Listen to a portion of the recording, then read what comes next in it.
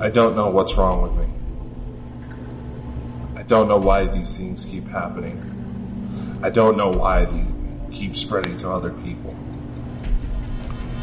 I've tried so many times to build a team to try to understand. And regardless of the setbacks,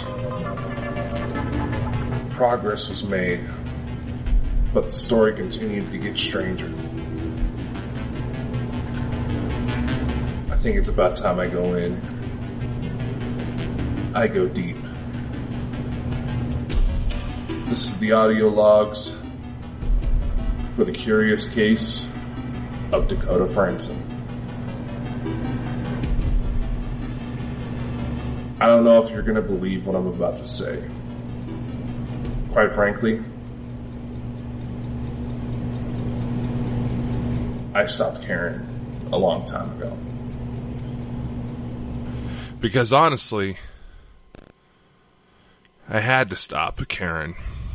Because the further in I went in on this, the more I tried sharing my story, the more I had incidents of people betraying my trust, trying to utilize this information to defame and ridicule me just because they got upset with me.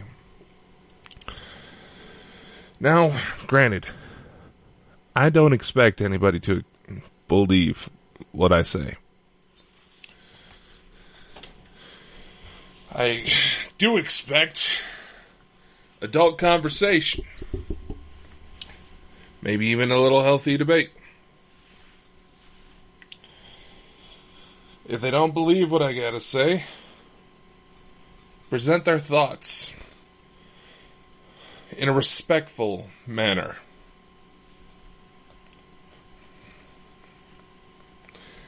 Then, maybe, I'll listen, because I'll admit, I don't have all the answers. I'm still trying to understand everything that's going on. But at the end of the day,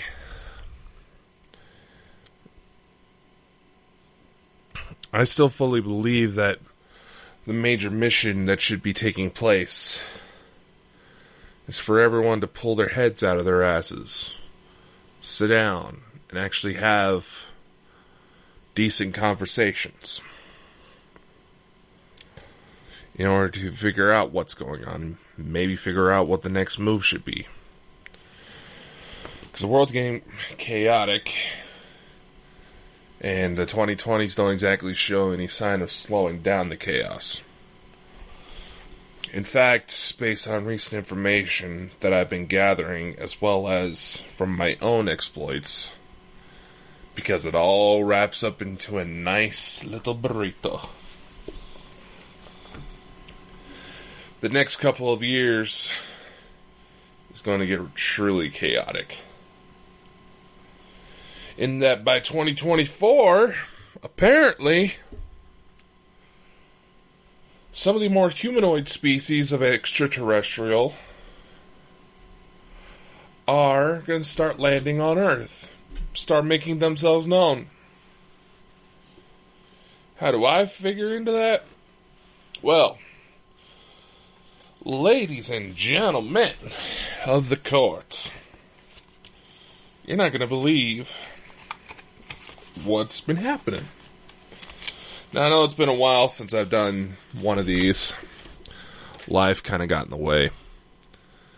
Car repairs, show, drama, fucking more drama. Drama that has no real place in the world besides filling the time of some very lonely people. But in that time frame, I have also been hard at work, researching, hunting, the whole shebang, and trying to reach out to as many different people as I can. Working from behind the scenes to make shit happen, to make this shit look good. Because quite frankly, it seems like a majority of the people surrounding me don't know how to run this shit. And they think it's stupid because they didn't know how to do it. That's literally the example. But how are we supposed to learn to grow if we're constantly tossing aside what we don't understand? Like, here's an example for you. One point that a lot of people I've noticed try to instill is the idea that time doesn't exist. It is purely a construct, a false label. Time does not exist because, or at least time doesn't exist in higher densities. To which I question, are you actually stopping and thinking about what you're being told?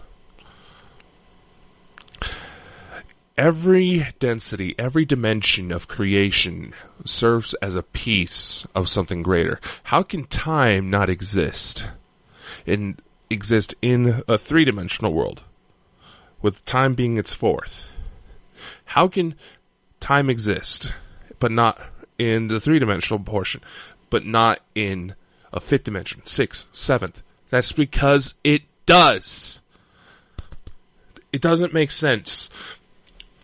An argument I want to try to make, and this is not to discredit anybody, but this is just to get you to stop and think about what you're sounding like.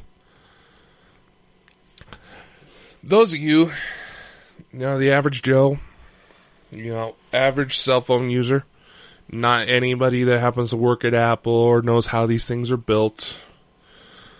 Now, I want to ask a question to the average cell phone user. Tell me, if I were to strip apart your cell phone, bit by bit, could you sit there without looking at Google, without looking at maybe an instruction manual, none of that? Would you be able to sit there and tell me every single individual part in your cell phone and how it functions? Chances are no. And I'm not expecting you to. If you happen to have that knowledge, know how to do it because maybe you worked in cell phone repair or some electronics, good on you. That's useful information to know, and it might just end up being a high-paying career at this rate. But the average person going through their life, they're not going to know what that stuff does. So just because you don't understand how that works, are you going to say that those parts in your cell phone don't exist?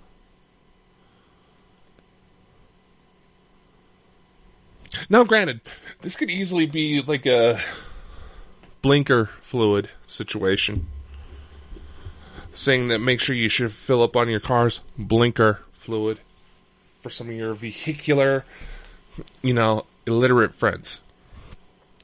That's honestly what you sound like. There's no logic to it.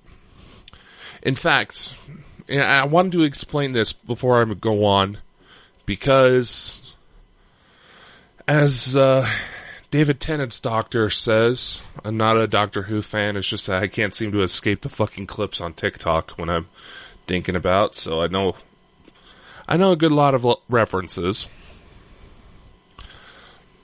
Time is not a linear motion. It's more of a big ball of wibbly-wobbly, timey-wimey stuff. An example I constantly use on the shows is that we experience time like a river. It flows into one It flows into one direction. And once we get to a certain point, that river eventually flows into an ocean. There's a point within higher dimensional space where time can essentially be moved, manipulated, and moved and maneuvered a lot like three-dimensional space, or even more so. In fact, now I'll admit that I had to do a quick Google search because just to kind of refresh my memory on this. But we're more familiar with the concept of the space-time continuum. It's often referred to as the Newtonian space-time continuum. But there is also said to be, how can I put this to where it makes sense? It's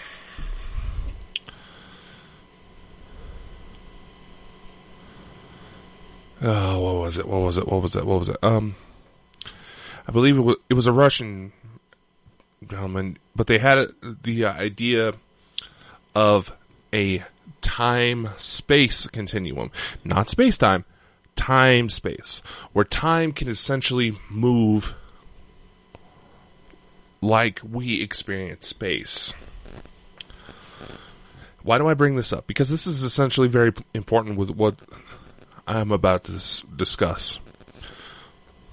For this grand finale of the curious case of Dakota Frandsen, sounds a bit selfish for me to put it that way, but that's the best way I know how to put it. Heideggers. Why did I think Russian? No, I'll blame Chris. But essentially, but the basic idea is that time and space can have, essentially, the main point to remember before I go to start confusing myself is that all points in time and space are connected. Alright? All points in time and space are connected. This is heavily important with what I'm about to discuss, because we're going into discussions of secret space programs, potential time travel, past lives, all of this. Like I said, there seems to be a number of people that try to use the explanation that time doesn't exist in order to explain the abnormalities when it comes to supernatural phenomenon. When in reality, they're only tossing aside a certain component because they feel that there is no way to test it. Time is a lot more complex than we give it for. We are just only capable of perceiving linear time. Our biological evolution only makes it to where we can observe linear time. I'm saying this because there are certain beings who know how to manipulate the creation itself to where they can isolate time bubbles, where hours, days, weeks, years can simply exist and play out within a singular second, and at the end of that time bubble, time resumes to the observer's original point. You can just imagine what I'm talking about here. And no, I'm not on drugs. I wish I was, because a lot of this stuff would make a lot more sense. I do want to give a shout out to my dear friend Elena Dinan, who recently put out a book. It is called The Seeder's Return of the Gods. And basically, in it, she discloses that Enki, the Anunnaki, they're back. And she also discloses a number of instances where her own experiences with the Intergalactic Confederation, as well as dealing with extraterrestrial politics, for lack of a better word, will be affecting life on Earth very soon.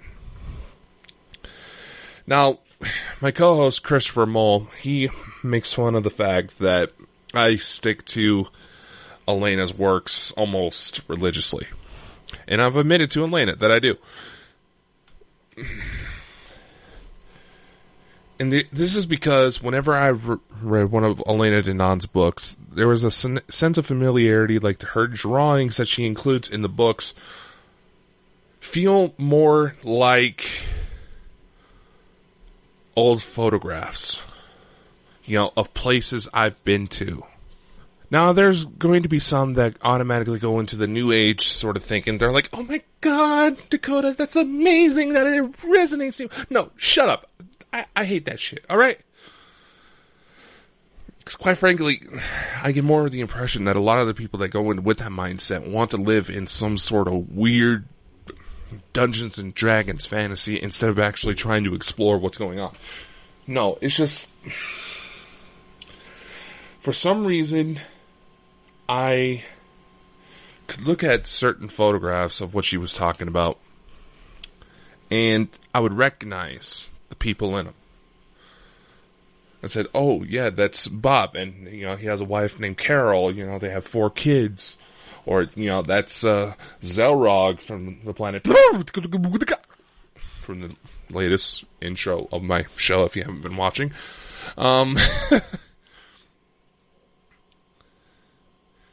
Essentially,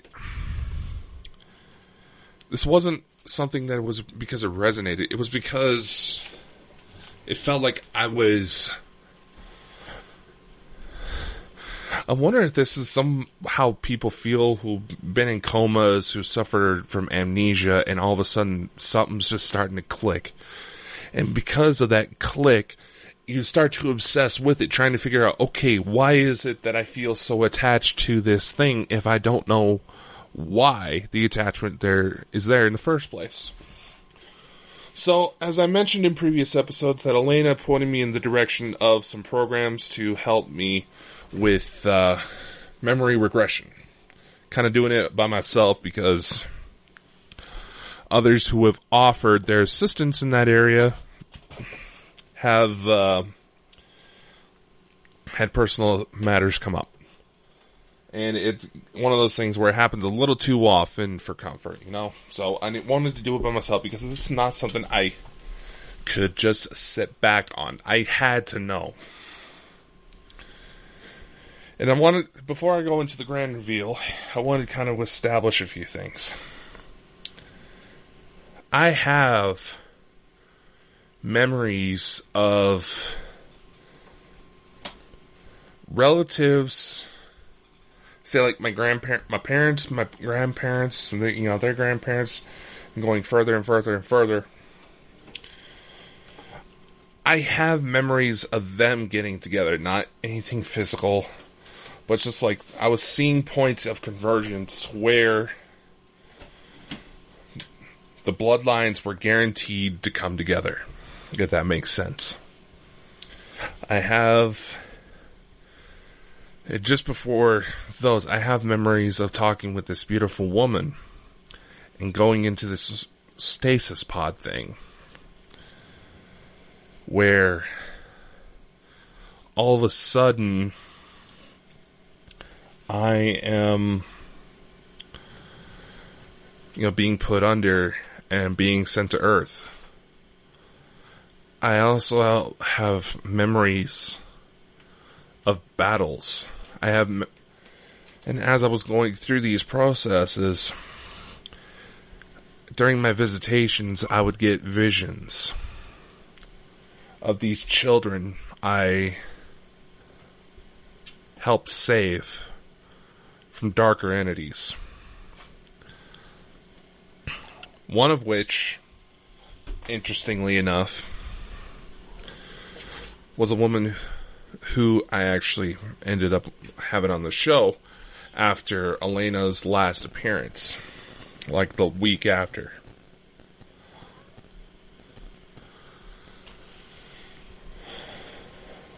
Basically, when we were off air, I don't want to disclose too much information because I feel like this is something that she should talk about.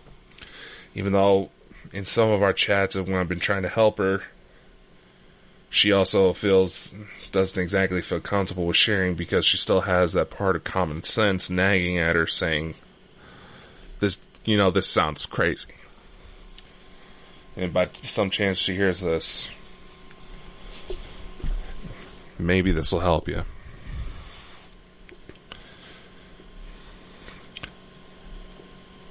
After I got a name, I made sure to write it down in a journal. It's something I've been trying to do a lot more to try to help with the extraterrestrial question. Trying to retain as much as I could so that way I can go into exercises to try to recall more. One of these sessions brought forward a name.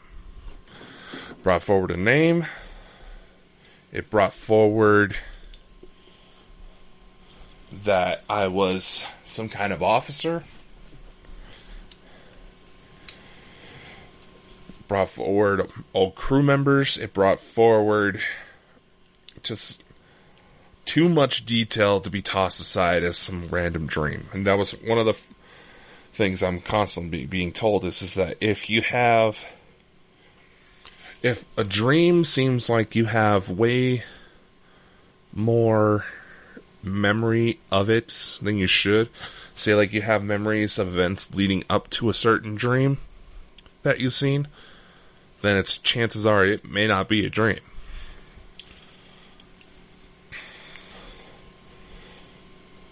Now, this young lady, she went by the name of Damocles on the show.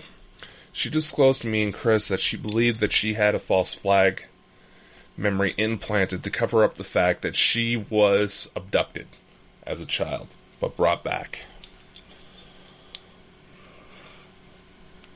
And one of the key things in this false flag memory was the image of a bucking moose. Alright? Now, I mentioned that in my own regression practices, I managed to recover a name, and all these details.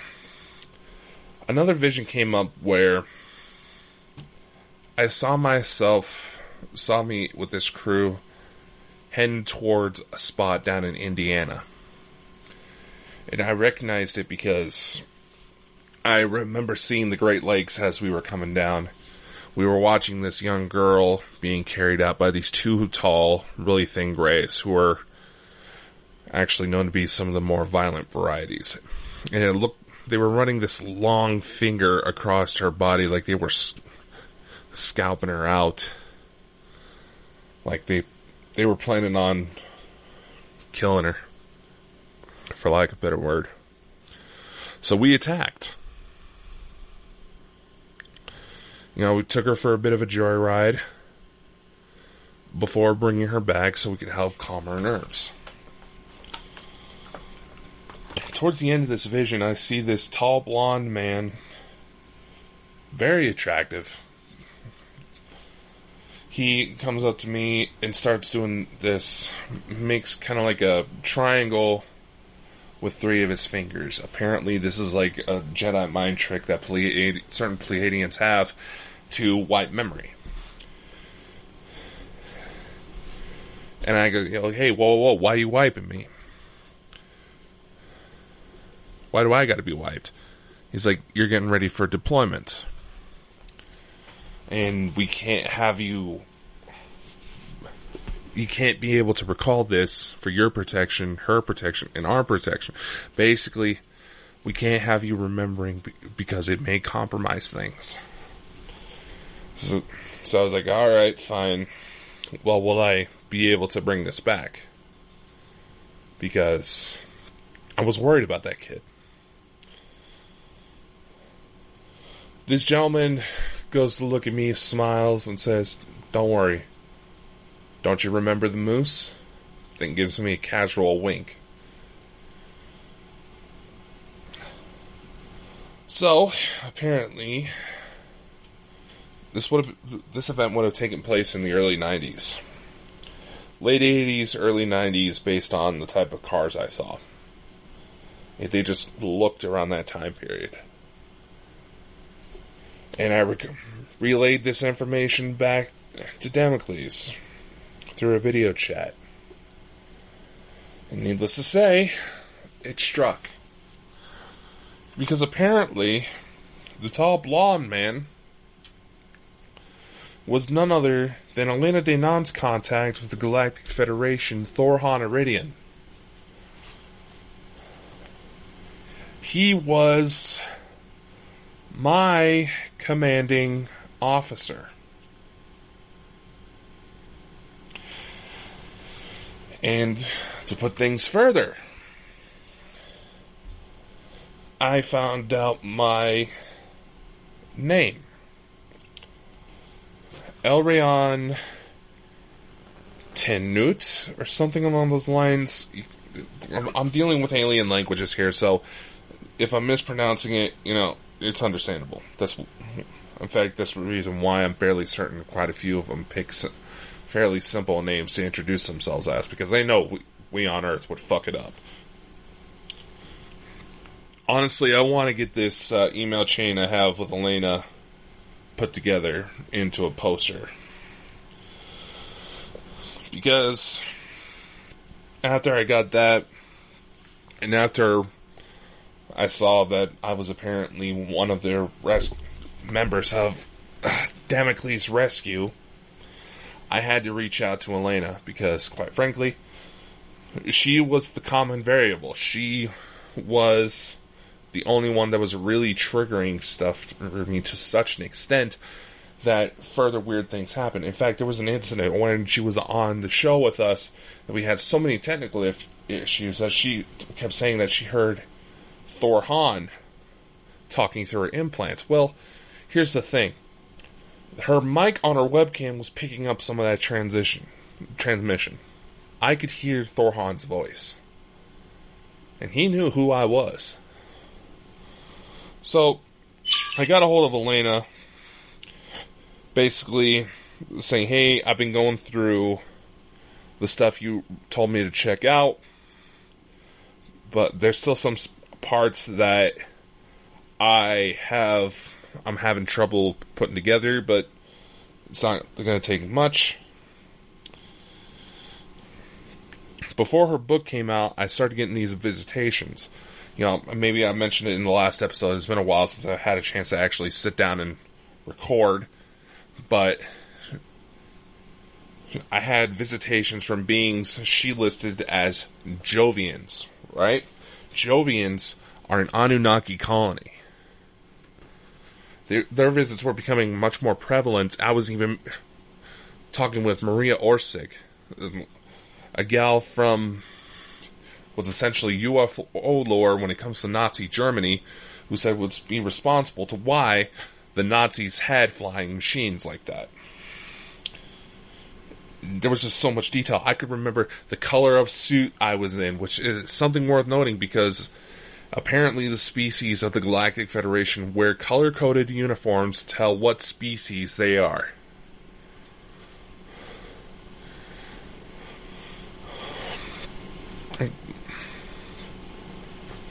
And like I mentioned, I told Elena that there were certain sensations when it came to this that felt like I was trying to stretch out a rubber band as much as I could without snapping it.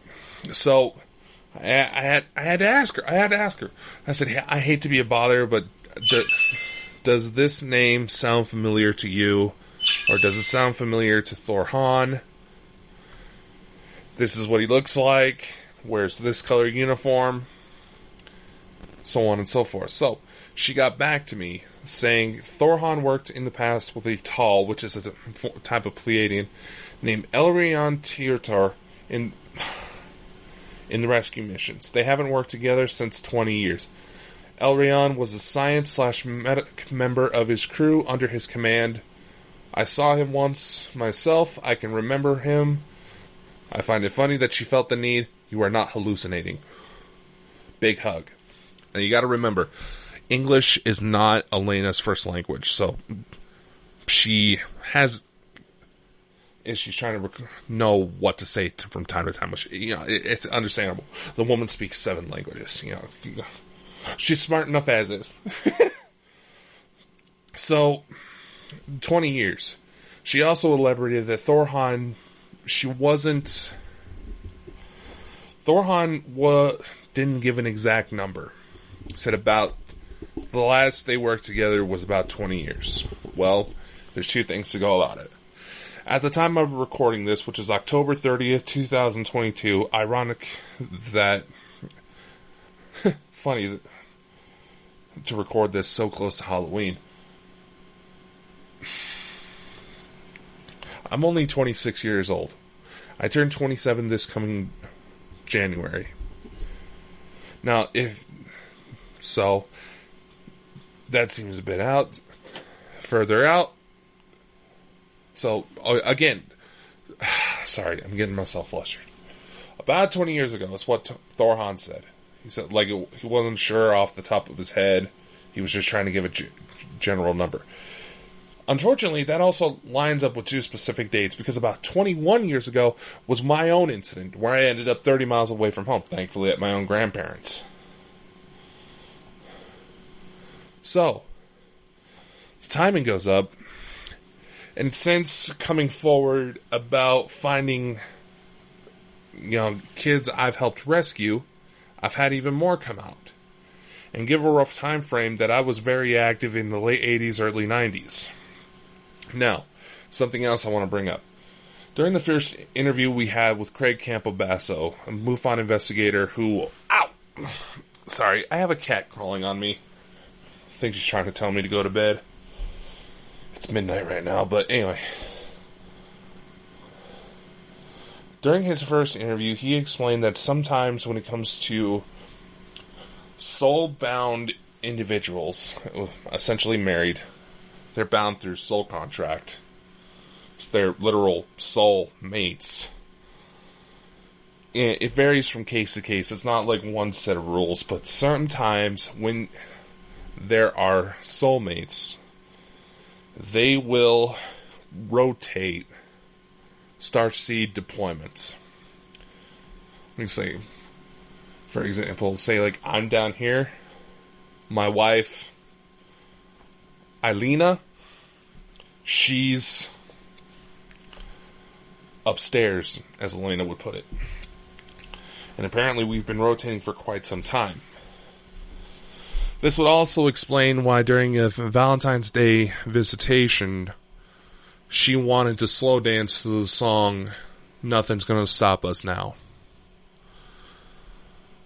Like it was, she had like such an attachment to it, like it was a promise we made each other. Because, like I said, it seems like she and I both went through times of war. The planet that she said we're from is near the star Alcone in the Pleiades star cluster. That particular planet suffered a bit of a civil war. Some of them, a majority of them, the Tal Shiar is what they call themselves, they defected to the reptilians. They gave up. And there was quite a few of the Tal Shiar that didn't want to, so they essentially became exiled, joined the Galactic Federation in order to try to help with Earthbound missions. The Tal, they are given first priority when it comes to Earthbound missions because when they go to arrive, they are some of the more... They look the most like us. So to give us an easy transition, they're going to allow species that look like us to come down. And it's going to happen very soon.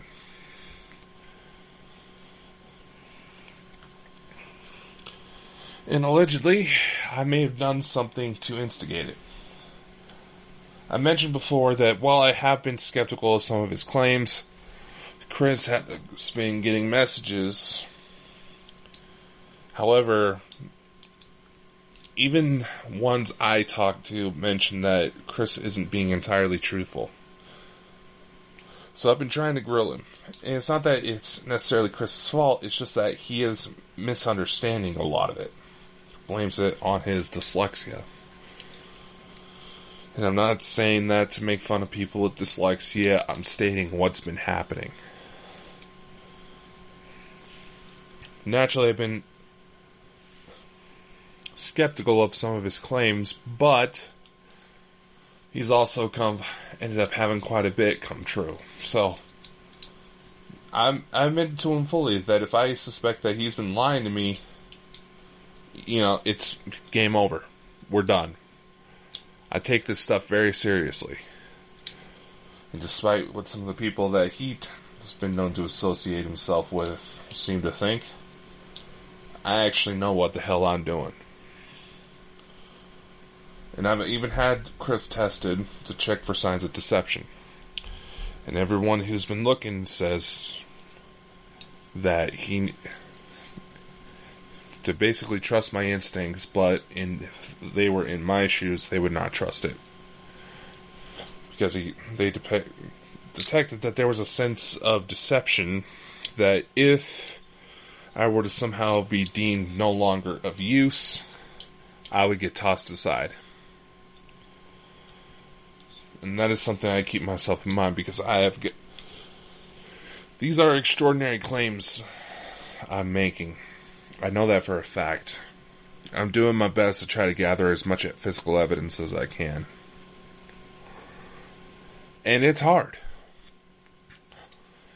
There's a reason why a majority of the people I trust most when it comes to this type of thing fully admit that they feel like they're having a psychotic episode, that they feel like they should be getting help for schizophrenia.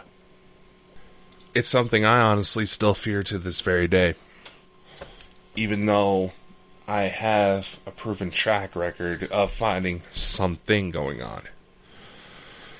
I mean, a couple weeks ago, there was an incident where I just walked outside to start getting ready for work. All of a sudden, I noticed that there was a beam of light near the moon that didn't seem like it was originating from something. Now, this may be some sort of weird formation of ice crystals in the atmosphere. That could very well be it. I'm not denying that notion. Being that it was looking kind of off, I started snapping some photos on my phone. Snapped the photos, tucked it away, went to work, didn't think much about it till I got off. All of a sudden, there seems to be a partially cloaked object where the beams of light intersect. A strange one that goes past the moon, and there's a beam of moonlight that intersected, that originated from the moon. And I'll be honest, some of the visitations I've been getting from my wife and kids indicate that they've been staying on the moon base. They're close. They're getting ready to come. Elena Denant mentions that there's at least 4 motherships surrounding that are just outside the orbit of the planet Earth. Heavily cloaked to where they can't be seen. And there's also going to be abnormalities within the solar system that are going to indicate exactly where a lot of our interstellar friends are hiding. A lot of the darker ones have been officially kicked out, but they are trying to get back in. But being that there's supposed to be a grand change going to be coming, because conflict unfortunately breeds evolution, and we have got to learn from our mistakes of what we've been doing for the last several thousand years, so that way we can become better. We're in a probation period, for lack of a better word, for becoming a spacefaring civilization. And that's why I want to do We Are Light Ascension into the Age of Space. It's why I've been working on building up my contacts within Hollywood circles. That's why I've been working on getting things done that I've been kind of putting off, or just kind of got sidetracked and forgot about, to be completely honest. As well as building up new future relations. That's why it physically pains me whenever someone tries to loop me in with their fucking drama lately. Such a fucking distraction. But amazing things are coming. And I'm going to make this the last episode of this mini-series. Because it's time to focus on moving forward. There's going to be a new book by myself coming out January 19th. It's an updated version of Dear Coda. It's going to be called Dear Coda Revelations. It's going to include more case information as well as more information on the extraterrestrial side of things. You can also check my book, The One Who Walks All Worlds. The Ones Who Walk All Worlds. It's available on most major book platforms. I just released the Origins collection, which includes several chapters that would never been released before, but have just been sitting on my computer for years and years and years, essentially forgotten about. And I finally got to actually putting them out into the world. So, yay for myself. Things are about to get crazy, ladies and gentlemen. So please be kind to one another. In the official release of this, there will be several tones included, including one that was a special message to Anki. Tones meaning CE5 related tones. Do use them, because it's almost guaranteed something's going to happen. I may have gotten a response for the message to Anki, and that was what looked like a giant pyramid outside my house. That disappeared the second it knew I was looking at it. Fucking figures, right? So those of you assholes who are trying to shoot me down because you're not liking how well things are going, I really hope you find yourself time to really evaluate your choices in life.